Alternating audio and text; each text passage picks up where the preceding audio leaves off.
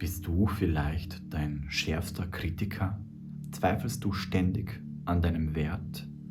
In diesem Video decke ich 10 alarmierende Zeichen auf, die zeigen, dass du unter Selbstwertmangel leidest. Und das Beste, ich zeige dir, wie du diesen Zustand ändern und ein erfülltes Leben führen kannst. Also bleib dran, um herauszufinden, ob du betroffen bist und wie du dein Selbstwertgefühl auf ein ganz neues Level heben kannst.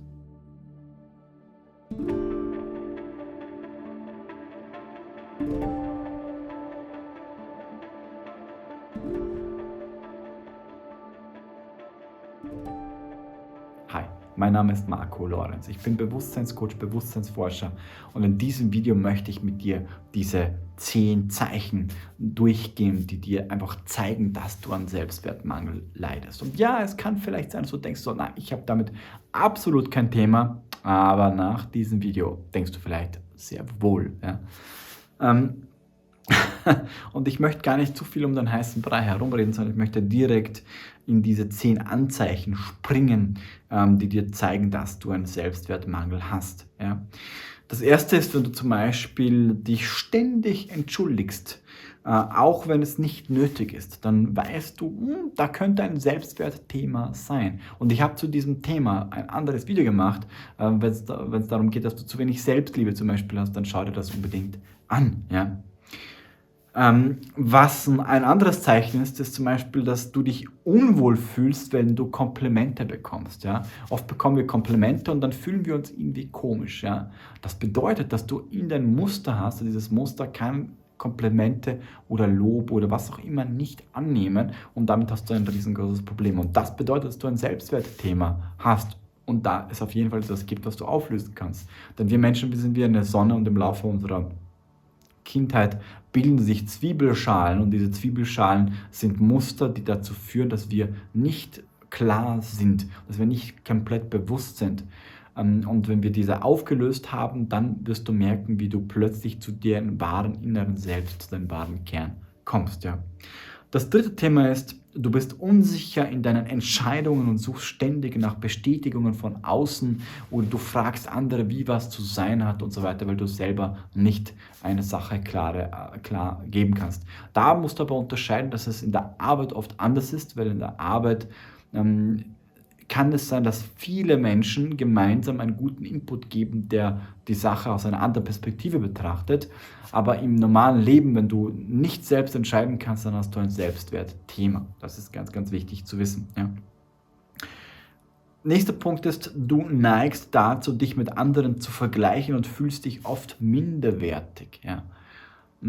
Oder wenn du andere miteinander vergleichst, dann zeigt es, dass du selber ein Problem hast und dich selber mit anderen vergleichst, es sei denn, du hast einen inneren Bezugsrahmen und glaubst, du bist der Beste von allen, dann hast du auch ein riesen Selbstwertproblem eigentlich. Nächster Punkt ist, du nimmst Kritik persönlich und zweifelst schnell an deinen Fähigkeiten.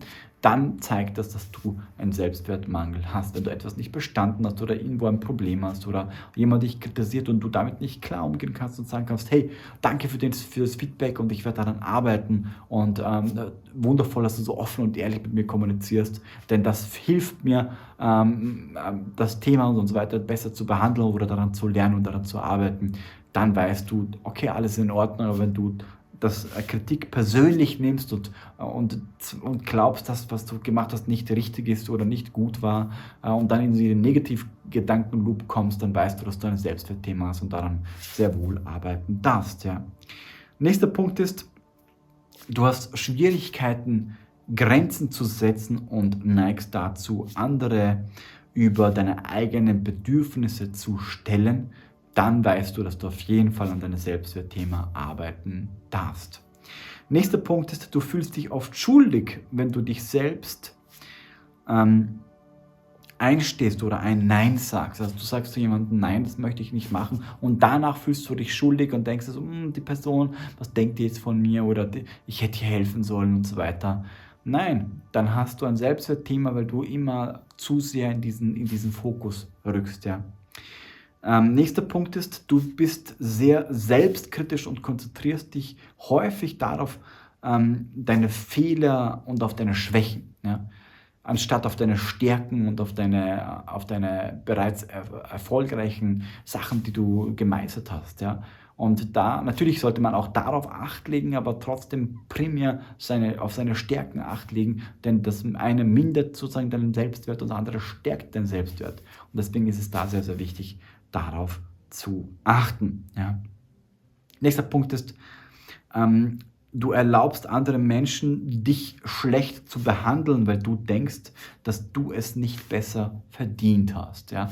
Und das kennen sehr, sehr viele von uns. Oder du glaubst, es ist normal, so behandelt zu werden, weil du in deiner Kindheit schon so behandelt wurdest. Ja?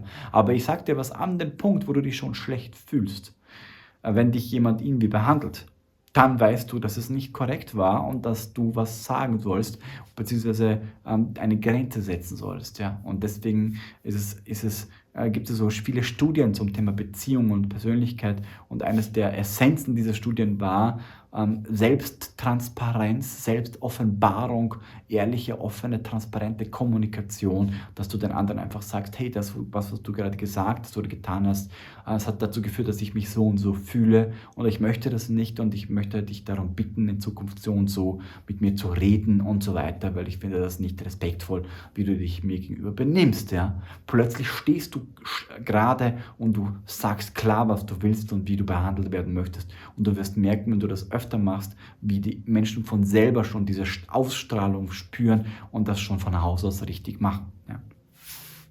Nächster Punkt ist, du zweifelst oft an deinem Wert und fragst dich, ob du liebenswert oder überhaupt wichtig bist. Ja. Ich sag dir was, jeder von uns ist wichtig und jeder von uns ist liebenswert. Jeder ist wie ein Schneeflocke und hat seine Einzigartigkeit. Und wenn du anfängst, in jeden Menschen, egal ob du denkst, so der auf jeden Fall nicht, wenn du auch in diesen Menschen etwas Einzigartiges siehst und etwas Tolles siehst und ihre Einzigartigkeit erkennst und ihre Individualität erkennst, dann wirst du merken, wie sich deine ganze Welt verändert. Und das ist, glaube ich, eines der wichtigsten Geheimnisse in Bezug auf das Thema Bewusstseinserweiterung, das in jedem Menschen zu sehen und ihn dafür zu lieben und anzunehmen, das ist eines der schönsten Geschenke. Ja.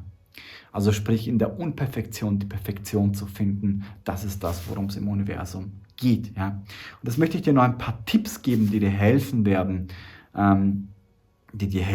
deinen Selbstwertmangel zu steigern. Ja. Als erstes war das sozusagen der erste Tipp, diese 10 Sachen, die dir einfach helfen, ein bisschen zu reflektieren. Und das zweite ist, dass du, wenn du dich in einem dieser Anzeichen, die ich dir gerade vorgestellt habe, wiedererkennst, dann bist du garantiert nicht alleine. Ja? Denn viele Menschen kämpfen mit ihren Selbstwertproblemen und zum Glück gibt es Möglichkeiten, dein Selbstwertgefühl zu steigern und ein erfülltes Leben zu geben. Und deswegen steigen wir jetzt direkt in die nächsten Tipps ein. Ja. Der erste Tipp ist, übe Selbstmitgefühl. Ja, ich habe schon mal wieder so produziert, wo ich viele Tipps gegeben habe. Schau dir das auf jeden Fall an. Ja. Auf jeden Fall, Selbstmitgefühl ist, dass du dich selbst so behandelst wie einen geliebten Freund, dass du freundlich dir selbst gegenüber bist, verständnisvoll dir selbst gegenüber bist, wenn du etwas getan hast oder gedacht hast oder einen Fehler gemacht hast, dass du dich nicht kritisierst und runterziehst dafür, sondern dass du das annimmst, ja, dass es okay ist, dass du das getan hast und so gedacht hast oder in einen Fehler gemacht hast und so weiter und dich nicht deswegen runterziehst. Ja. Vor allem in schwierigen Zeiten, also verständnisvoll mit dir selbst zu sein. Ja. Zweiter Tipp ist, konzentriere dich auf deine Stärken und auf deine Erfolge, anstatt auf deine Schwächen und zu schauen, erkenne sozusagen und feiere deine Talente und deine Eigenschaften. Und da empfehle ich dir, eine Liste zu schreiben von deinen ganzen Stärken, von deinen Talenten, von deinen Eigenschaften, die dich einzigartig machen und diese zu priorisieren nach der Top 3 und dann zu erkennen in deinem Leben, was hast du bisher getan, wo dir diese Eigenschaften geholfen haben, wo hast du Dinge vollbracht, etwas Tolles erschaffen oder Probleme gelöst und dann halte dir das vor, schreib dir das auf, diese ganzen Sachen, die du getan hast und lese dir das regelmäßig durch, am besten täglich, damit du deinen Selbstwert in diesem Kontext aufbauen kannst. Ja. Das nächste ist, ein gesundes Selbstgespräch aufzubauen. Also achte darauf, wie du mit dir selbst sprichst, welche Gedanken du mit dir selber hast. Denn oft sind die Gedanken selbstkritisch und negativ dir selbst gegenüber. Und wenn du solche Muster erkennst, dann musst du das nur erkennen und anzufangen, im bewussten Umgang mit dir selbst zu verändern. Ja?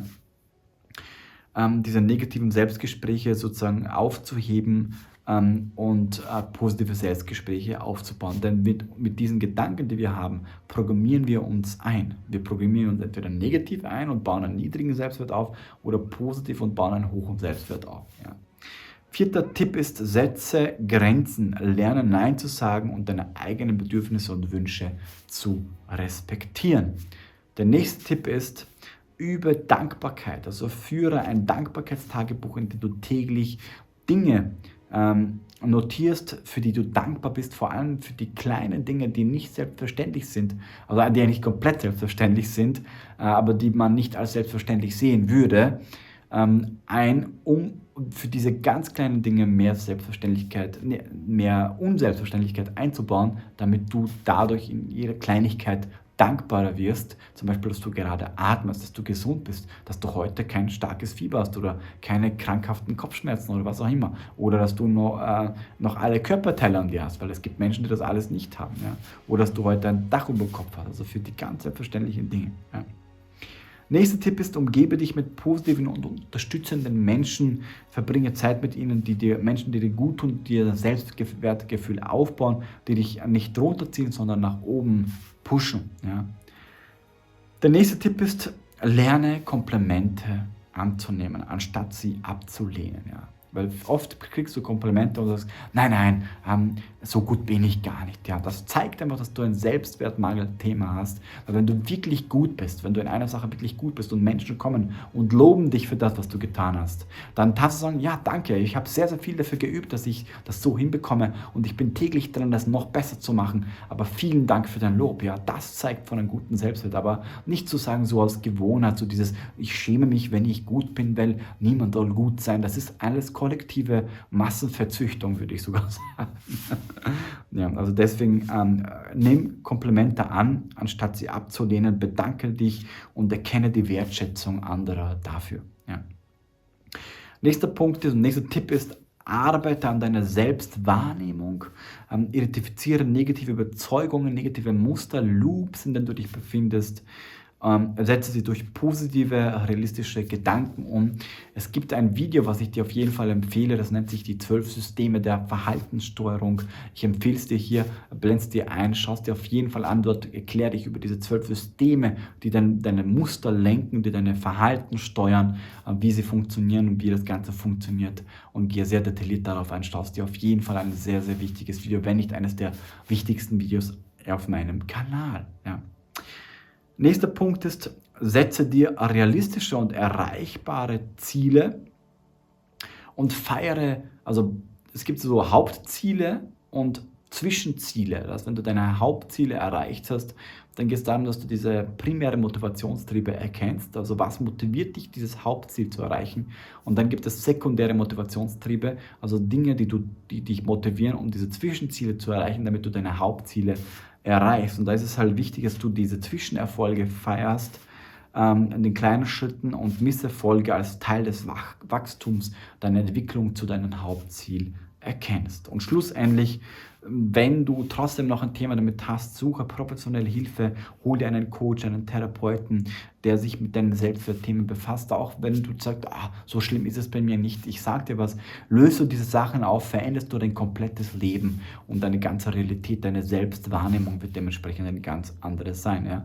Und schlussendlich liegen dahinter Entwicklungstraumata, tiefgehende Probleme, und wenn du diese aufgelöst hast, dann hast du die Zwiebelschalen deines inneren Kerns aufgelöst und plötzlich bist du eine andere Person, eine andere Identität und diese andere Identität hat ein anderes Verhalten, andere Gedanken, andere Emotionen, einen anderen Zustand und erschafft eine andere Realität. Schlussendlich wirst du ein anderer Mensch.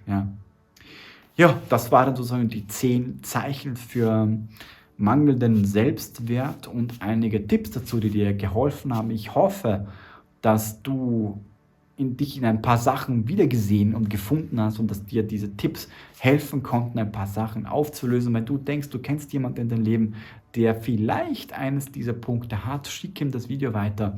Es wird ihm hoffentlich helfen, sein Selbstwertthema zu behandeln. Ja. Übrigens habe ich in meiner App, die du kostenlos testen kannst, eine Kategorie, die nennt sich Selbstprogrammierung, und in diese Kategorie habe ich sehr, sehr viele Quantenmeditationen und Quantensuggestionen eingebaut, die dir helfen, diese Themen, wenn du solche Selbstwertthemen hast, Selbstmangelthemen und so weiter, aufzulösen durch eine Gehirnumprogrammierung, damit du plötzlich ganz anders von dir denkst. Das ist eine ganz neue Methode, eine revolutionierende Methode, mit Quantensuggestionen zu arbeiten. Wie gesagt, schaust dir einfach andere Videos dazu an oder teste sie einfach durch. Kannst ja kostenlos testen. Das wird dir auf jeden Fall helfen, wenn du noch diese Themen hast oder eines dieser Themen noch hast und auflösen möchtest. Weil das Ziel ist, dass wir unsere Zwiebelschalen, die wir aufgebaut haben im Laufe unseres Lebens, auflösen, damit wir wieder der werden, der wir wirklich sind. In dem Sinne, vielen lieben Dank für deine Zeit, für das Engagement, dass du dich mit diesem Thema befasst, weil da du das Video bisher gesehen hast, zeigt es auch, dass du was in dir erkannt hast, was geheilt werden möchte, und ich hoffe, dass eines dieser Sachen und diese Videos, diese Tipps dir geholfen haben, dein Selbstwertthema ein bisschen nach oben zu pushen. In dem Sinne viel Freude, und ich freue mich schon sehr, dich im nächsten Video wiederzusehen.